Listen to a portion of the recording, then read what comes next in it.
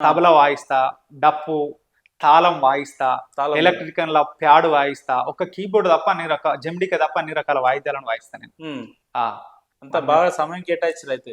అమ్మా అంటే ఇక అది సదాన సాధ్యతే సర్వం అని ఒక సంస్కృతంలో శ్లోకం ఉంటది. నువ్వు సాధన చేస్తే సాధించదు. ఎందుకన్నా కేవలం కళారంగానికి ఇంత ప్రయారిటీ ఇవ్వడానికి ఏంది విశిష్టత, ఏంది ప్రత్యేకత ఏంటంటే మా గురువు గారు, మా గురువు కుంపటి సూర్యభవంతరావు సార్ గారు 1975 సంవత్సరంలో అమెరికాలో ప్రదర్శన ఇచ్చారు.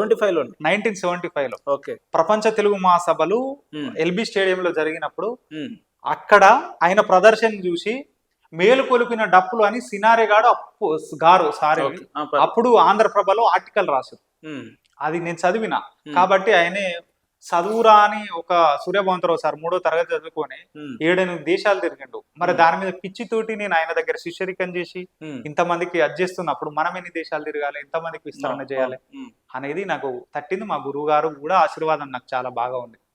అట్లా పాటలతోటి డప్పు వాయిస్తారా? చాలా అద్భుతంగా పాడుకుందాం.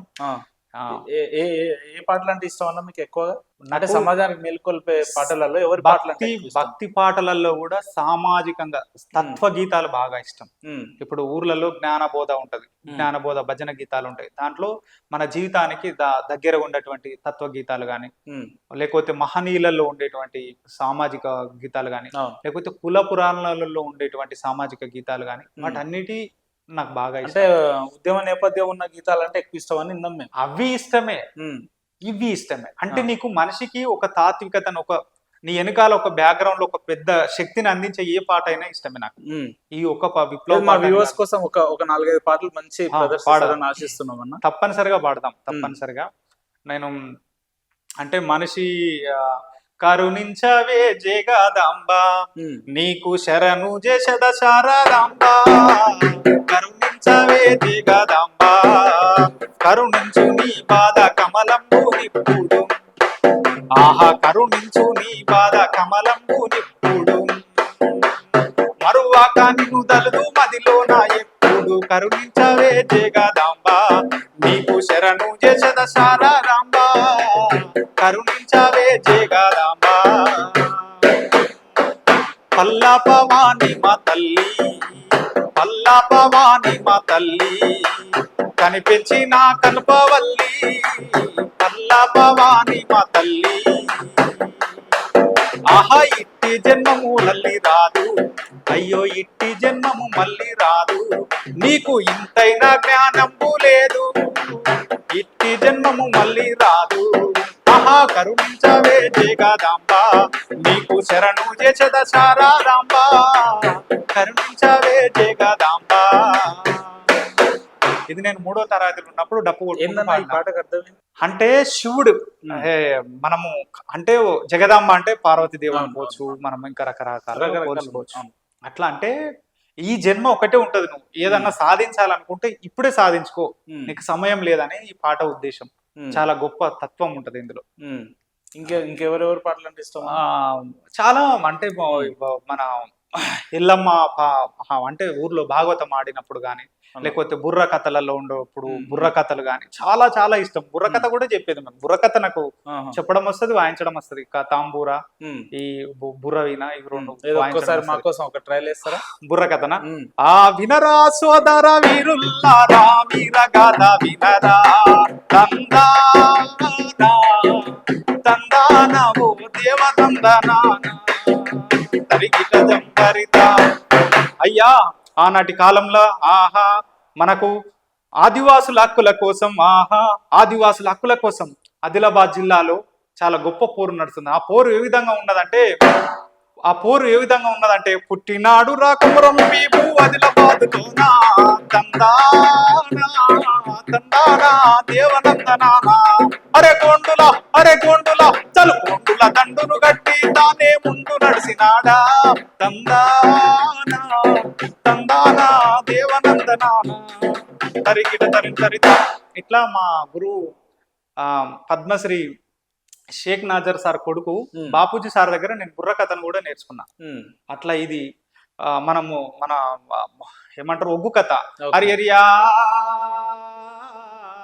రఘునందనా మారియర్ బ్రహ్మణ లోక సంచారి ముద్దుల మానేటు మానేటి గడ్డ విద్య చెప్పినవాడా వీరన్మలు చదువు చెప్పినవాడా సాంబశివుడా ఏయ్ అమ్మవారు పార్వతి 10,000 దండాలే అయ్యో ఆదేవి దండామా భూదేవి దండామా ఆదేవి దండామా భూదేవి దండామా లోకల శంకారో నీకల దండామా లోకల శంకారో నీకల దండామా అమ్మవారు పార్వతి పర్వతి అమ్మవారు పార్వతి పర్వతి ఆలుగైలెల్లినాదో పర్వతి ఆలుగైలెల్లినాదో పర్వతి ఎమ్లవాడ రాజన్న రాజన్నో ఎమ్లవాడ రాజన్న రాజన్నో 7 కోటి వందనాలే రాజన్న 7 కోటి వందనాలే రాజన్న ఆహ కుమ్రవెల్లి మల్లన్నో మల్లన్నో కుమ్రవెల్లి మల్లన్న మల్లన్నో కోటొక్క ముడుపులయ్యా మల్లన్న శరణు శరణు మాయమ్మ రాణి సంభావి రాణి కరుణ చూడు మమకన్న తల్లే గంగా భవాని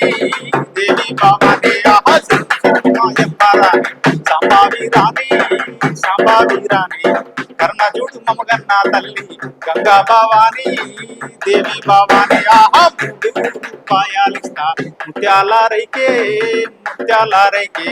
5 రూపాయలిస్తా అద్దాల రైకే ఆహా శరణు శరణు మాయమ్మ రాణి సాంబావి రాణి కరుణ చూడు మమగన్న తల్లి గంగా భవాని దేవి భవాని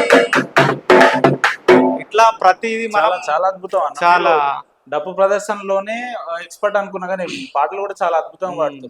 వాస్తవంగా ఈ ఉగ్గు కథలు అనేవి వాస్తవం మాది కూడా పల్లె ప్రాంతం నుంచి కాబట్టి నేను 5వ తరగతి 6వ తరగతి ఉన్నప్పుడు తెల్లారి గట్ల 4 గంటలకి వస్తాను ఇంటి ముందు. వాళ్ళకి ఇంత బియ్యమో లేదంటే ఇంత వాళ్ళు పాటలు ఫస్ట్ టైం ఇది మీరు చెప్పేది బాల సంతల కోసం వస్తుంది. తెల్లవారి 5 గంటలకు వస్తారు గంట పట్టుకొని వచ్చేది బాల సంతలు. మన ఊర్లలో మేలకొల్పోయేది బాల సంతలు. ఆ బాల సంతలు కూడా చాలా గొప్ప చరిత్ర మనం వీటి సమాజానికి. అంటే ఒకప్పుడు ఏవైతే ఈ కుల సమాజం వాళ్ళు ఎవరైతే ఉంటారో అంటే మనం పడుకొని ఉంటే వాడు వచ్చి మనల్ని చంపేస్తున్నాం మీరు నిద్ర లేవండి అని ఆ గంట కొట్టి మనల్ని మేలుకొల్పినటువంటి గొప్ప జాతి బాల సంత. గద్దరన్నతో ఎట్లా పరిచయాలు ఉన్నాయన్న? చిన్నప్పటి నుండి కాదు, మా నాన్న అయ్యప్పటి నుండి ఇప్పటి వరకు గద్దర డాడీ నన్ను డాడీ అనేది ఆయన కూడా నన్ను డాడీ అనేది. గద్దర్ డాడీ అంటే ఆ డాడీ ఎక్కడున్నావు బెట ఏందనేది. మా భార్యని కూడా అమ్మ కోడలమ్మ వీడు నా లెక్క కలల పిచ్చోడు మా ఇంట తిరిగి వీడు దీన్ని మొత్తం ఇటే దారదత్తం చేస్తుండు కొంచెం మోహన్ బాగా చూసుకోమ్మా అని మా భార్యకు కూడా చెప్పేది. డాడీ అనేది నాకు గొప్ప గౌరవం ఏంటంటే అందరు గద్దరన్నను అన్న అని పిలుస్తారు. కానీ నాకు ఆయన నుండి దక్కింది ఏంటంటే డాడీ. నేను ఆయన డాడీ అంటే ఆయన నన్ను డాడీ అని రివర్స్ లో చాలా నువ్వు కొన్ని యూట్యూబ్ లో కొట్టిన వస్తాయి అట్లా. అరే డాడీ భాస్కర్ మావోడేడి డాడీ కొట్టు డాడీ పాట పాడదని డాడీ. ఇట్లా మేము చాలా జర్నీ ఆయనతోటి ఒక 21-22 సంవత్సరాల నుండి జర్నీ. గద్దరంలో ఆయనకు నచ్చిన పాట మీరు పాడగలుగుతారా? పాడదాం. ఎటువంటి పాటలు నచ్చుతాయి ఆయన నుంచి? నాకు ఆయన నుంచి నచ్చినది పాట మన నిండు ఆమాస నాడు, లేకపోతే బానిసరాల లిండిరా, ఆగదు ఆకలి పోరు ఆగదు, పొడుస్తున్న పొద్దు మీద. చెప్పాలంటే చాలా ఉన్నాయి ఈ పాటలు. మళ్ళీ తీయకు పందిరు పోలే చెల్లెమ్మ కోసం రాసినది. అట్లా ఒక్కసారి డాడీ కోసం ఒక పాట ఖచ్చితంగా.